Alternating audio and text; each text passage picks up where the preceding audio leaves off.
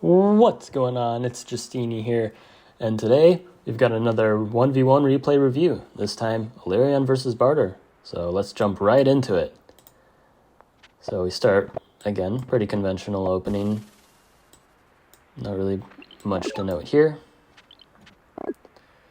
And we decide this time we go with forestry before capturing.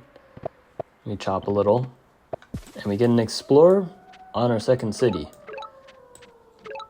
Because we're going to go with a little different strategy than the other Bardur video. We're going chop strats. All of our forests are gone, we're rushing riding, and we just met a Lingueeni, so we can also get roads. And this is personally one of my favorite strats. Oh yeah, resource runes as well. And along with this really good density, this is a really good setup to do this strategy, the good old chop strat. It's very fun. You get to spam a ton of riders, as you'll see, and you get some really quick development too. So we're able to connect everything to the capital to upgrade it. We don't really need forests. That's why we're chopping all of them. And we're just roading everything really quickly. We've just got this short-term supply of stars that we can just use to just expand everywhere really fast. Chopping more, getting org to just get those level 3 cities, because that's the most efficient level. So that's why we want all these level 3 cities. But we're not just going to get a level 3 city. We want to get a level 5 city too. So we're going to get Grand Bazaar into Giant to get our Metropolis Monument. And we're going to use that to just further boost our economy, chop more, and just look at this. End of turn 7, 22 star per turn, and we train 2 riders to top it all off, so we still have a good amount of units. We've got a giant on the board, 6 cities, tons of economy. Absolutely beautiful. And unfortunately, we do give Lingueeni this close by city, but luckily, it's fine. We can take the city later. We've got a lot of pressure that we can put on them. We get an explorer to get some vision. It's not really the best explorer. It doesn't give us the most useful info, but it's still better than nothing. We do make a really silly misplay over here. We move this rider here. I thought it could attack, but if you look at this icon, see how this icon right here is not highlighted? If we go back, look at this rider. Look at this icon. It's highlighted. This rider can still attack. This rider attacked earlier to unsiege, but I totally forgot, and then I moved the rider here. So a little tip is to look at that icon. Don't be like me. Don't move your rider here to die for no reason. Yeah, it's kind of a silly misplay, but it's good to learn from your mistakes. We get more level 3 cities. Again, only one of my cities is not level 3. We're just playing super efficient, because we kind of just chopped everything that we didn't need, right? That's kind of the nature of the chop strat. We're not going for a ton of giants. We're just getting a bunch of riders and a bunch of cheap, efficient units. All these riders and a bunch of cheap, efficient cities to just get a bunch of stars. We get an archery rune, so we can get some archers going as well, which are also very cheap and very efficient. So it really works with what we're doing. And yeah, this giant's able to get this city back. We get an explorer from the runes, which it's decent. It's not the best thing ever, but honestly, I can't complain. I don't mind explorer runes, because vision is good. We block this animal here, so then Lingueeni can't make a polytar to waste our time and just get rid of this animal. So we cover that. We're just getting more cities. Just look at this map control. It's turn 10. We've got 28 star per turn. We've got 2 super units. We're about to get more cities, and we just have so much map control. We've got a nice amount of vision. I wish I had a little more vision, but our vision's looking pretty nice. And again, all these forests we don't need. We're just chopping, Didn't really do it here because we actually are planning on using those forts later. But yeah, we get more explorers, and we can kind of see what Illyrian's up to now. We don't get the best vision though, but it's workable. And we can kick Illyrian off of this village, basically just restricting Illyrian, because one way you can think about these villages, right, is it's kind of a zero-sum game. And what that means, basically, is there's only so many villages on the map. And if you take more villages, that's less villages for the opponent. And that's part of the nature of this strategy as well. Like, we don't really care a whole lot about long-term economy, because our long-term economy is just having more villages than the opponent. Like, if we want to pause here, we can guess how many villages they have right now. We see 1, 2, 3, 4, 5, and we can guess there's like a 6th one here, probably a 7th one here, and an 8th one here, at most, if they've got like the best density. And right now we have 1, 2, 3, 4, 5, 6, 7, 8, 9, soon to be 10, 11, 12 if we get this one, which is looking pretty likely. And when we take this, they'll only be at 7 cities.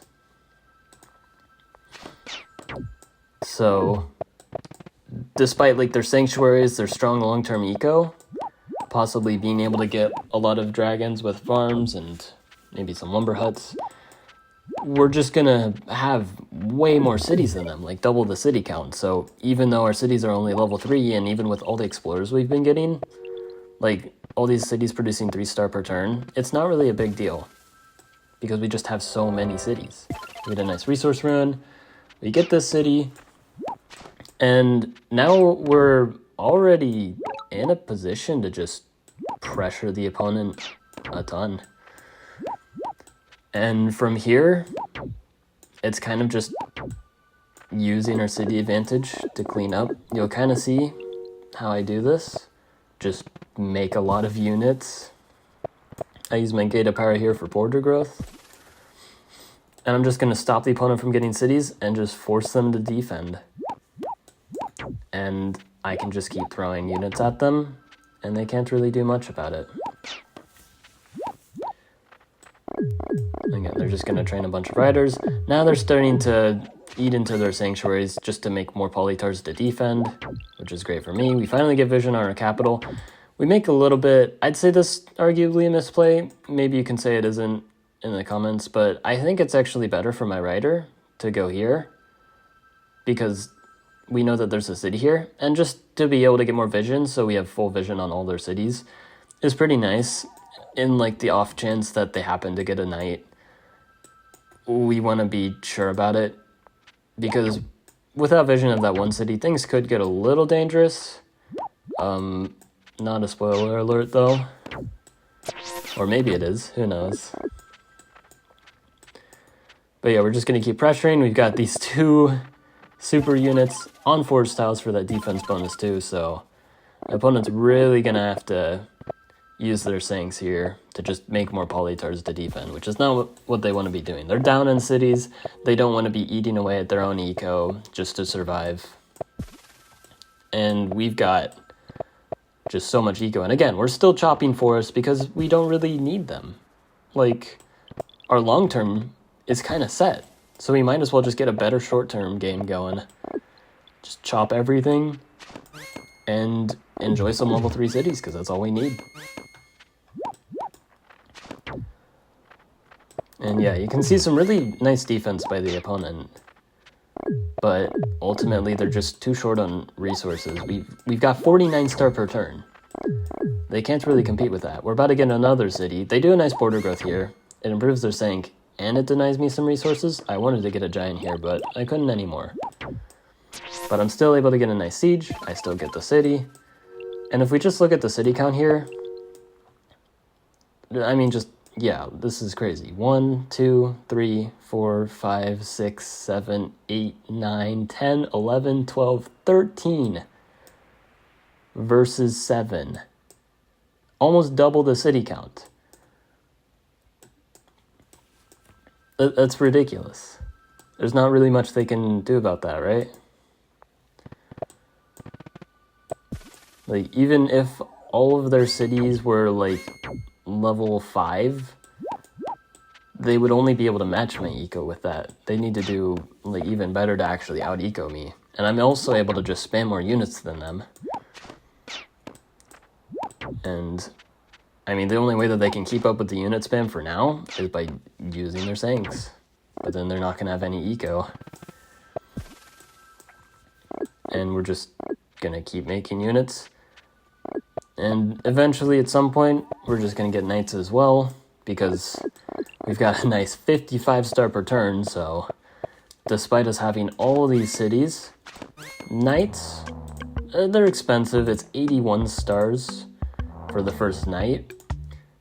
But despite the first knight costing 81 stars, that's just affordable. That's 2 turns of income. A little less than 2 turns, and we can get multiple knights. And we're absolutely in a position where we can just do that. The opponent's just going to keep trying to defend. We're just going to keep getting some sieges, keep pressuring them. So they don't really have a way out. I do another silly rider move for getting to look at the icon. I mean, at this point, I don't really need to play careful, because everything's just looking good. I land a nice quadruple siege and continue to chip away at their units. I get another giant and another giant ready, and they're running out of polytars, so the game is more or less over. It's just been cleanup ever since I started running away with the game. And again, they're just gonna unsiege. It's not really gonna matter too much though.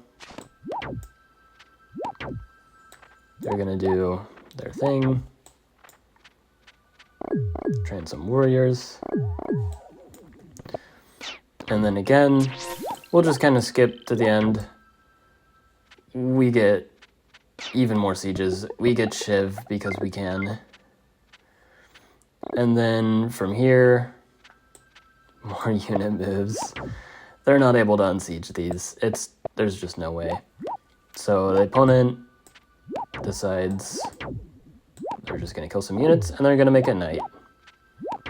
And they asked me very nicely if they could have a pity chain, so this is kind of a fun little part of the game where I give them a bunch of units to chain.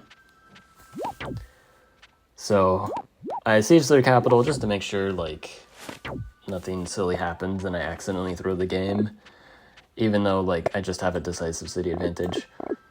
I'm going to give them the chain though, setting up this big array of units. And well, let's go back. Let's see if someone can count how many units in this chain. Comment it down below. And let's see it happen. So going up to the right, chaining all the way through here, going, stuck on the veteran rider. Poly push, and then keeps on going. Keeps on going, down and around, down again, to the right, down again and around, up, to the left, and that's the game. And again, I kind of want to show like where things went well and really how I was able to just do so much. I mean, the main thing, if we're being completely honest, funny haha resource ruins, pretty good. That definitely enabled the fast start. But we were already in a position to expand quickly. The resource ruins kind of just helped us do what we were already planning on doing, which was just steal all these villages. Because if we kind of look at things, we'll turn off fog. Like, the opponent actually has amazing density, and if they're able to get in the center, or even just to this side of the map at all, things will be pretty tricky. In fact, look at these Sanks. Look at that. There's a level 3 Sank, soon to be level 4. This is a level 4 that they just had from the start. another potential level 4. And these other cities are pretty solid as well, with an immediate level 2 here and here as well. And even a level 3 immediate level 2 here as well. And in fact, like, actually for a while, they were able to keep up economically. Their economy is pretty insane on turn 8, but we're kind of playing a different way. We're going for pure expansion. And we're able to keep up with that economy despite their incredible sanctuaries. And again, partially thanks to the star runes, but a lot thanks to just this really aggressive chopping and quick expansion. I would recommend try this out in one of your games maybe. It really only works with like Bardur and sometimes Hoodrick, but hey, all the reason to use Bardur, right? It can be pretty fun. But yeah, that's the video. Hope you enjoyed. Like and subscribe, all that stuff that YouTubers are supposed to say. And have a good one.